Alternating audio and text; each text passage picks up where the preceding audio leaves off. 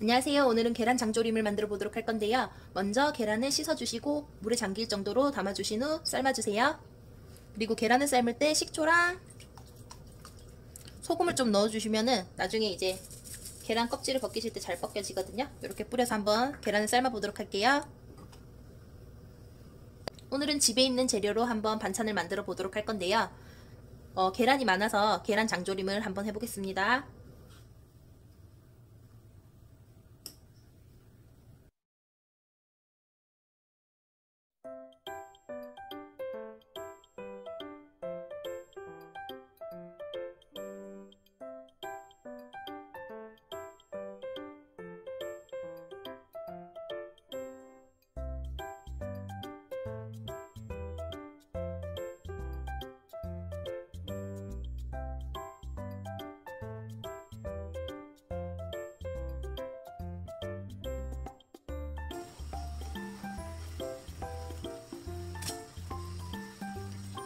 이렇게 이제 계란이 끓어오르고 있는데요. 거의 다 삶아져 가고 있어요. 오늘은 계란 장조림을 할 거기 때문에 뭐 반숙, 완숙 이런 거 상관없이 끓여주시면 됩니다. 저는 계란을 끓고 나서 8분 정도 설정해 주었는데요. 이제 이렇게 끓여서 완성되면 찬물에 담갔다가 까보도록 하겠습니다.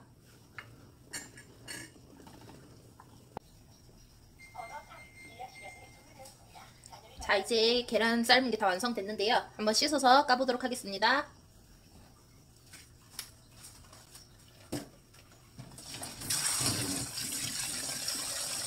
이렇게 제가 씻어서 준비했고요. 한번 계란을 까볼게요.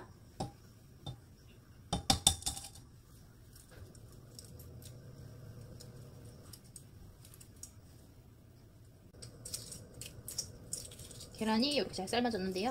계속 까보도록 할게요.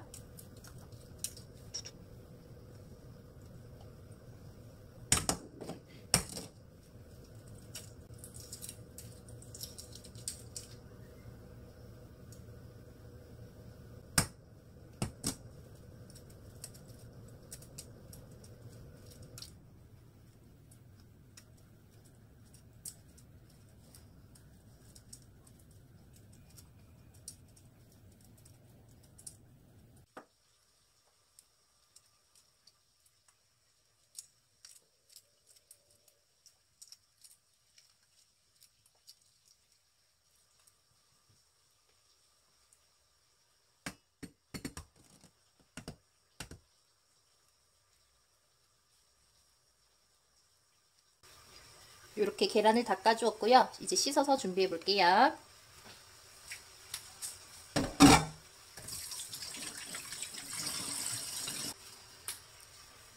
계란을 이렇게 씻어서 준비했고요. 장조림을 한번 만들어 보도록 할게요.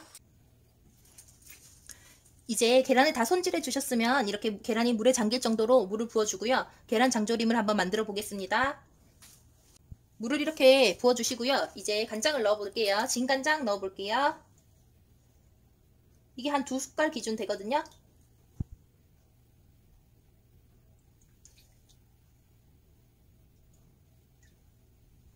다섯 숟갈 정도, 밥숟가락 기준으로 한 5숟갈 정도 간장을 넣어주세요. 이렇게 까매졌죠? 그리고 이제 끓여줄 겁니다. 이렇게 끓여주셨으면 설탕을 넣어줄게요. 설탕은 1숟가락 정도 넣어줄게요.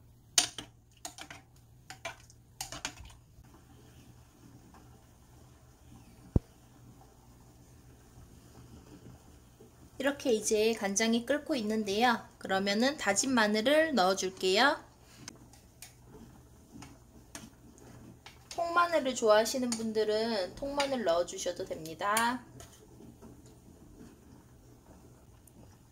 이제 이렇게 끓고 있는데요. 이제 마늘을 넣어주셨으면 이제 올리고당을 좀 넣어줄게요.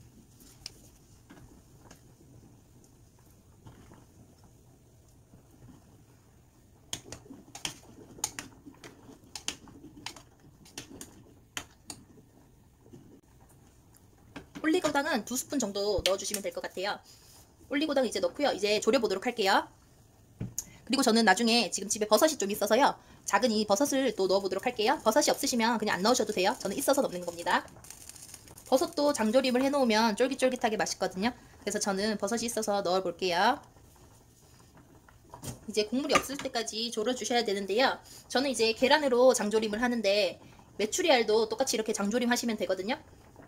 그리고 계란 개수와 상관없이 계란이 물에 잠길 정도로만 약간 부으셔가지고 이제 간장은 넣어주시면 됩니다. 그리고 그 계란 장조림은 이제 색깔이 들게 하기 위해서는 이제 뚜껑을 조금 덮어주셔야 돼요. 이제 냄비 뚜껑을 조금 덮어주셔야 이제 색깔이 예쁘게 나거든요. 이제 뚜껑을 살짝 닫고 기다리도록 할게요.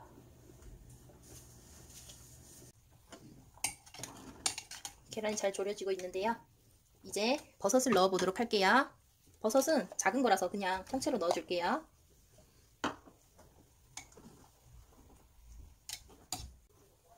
이렇게 버섯까지 넣어 주었고요. 저는 국물의 깔끔한 맛을 위해서 매운 고추를 넣어 주도록 하겠습니다.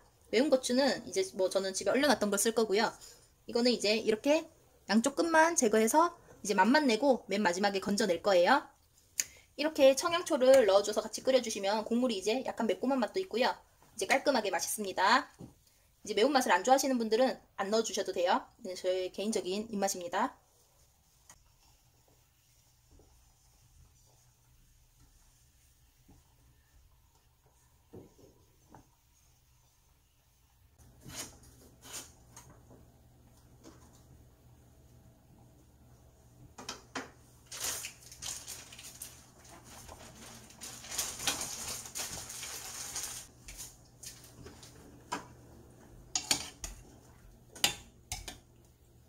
이제 물이 이렇게 거의 다 졸아들었는데요. 약간만 더 졸이고 이제 마무리하도록 하겠습니다.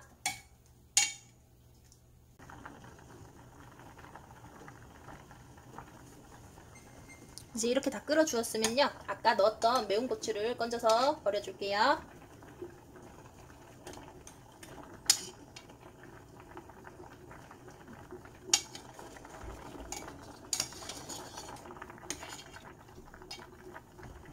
이제 매운 고추는 다 건져내 줬고요. 이제 이렇게 다 졸여졌거든요.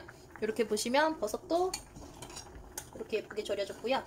버섯도 이렇게 졸여주면 굉장히 맛있습니다.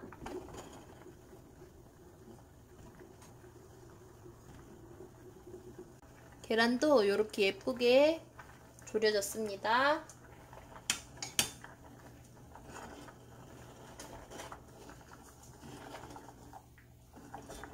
이렇게 졸여주시면 계란장조림 완성입니다.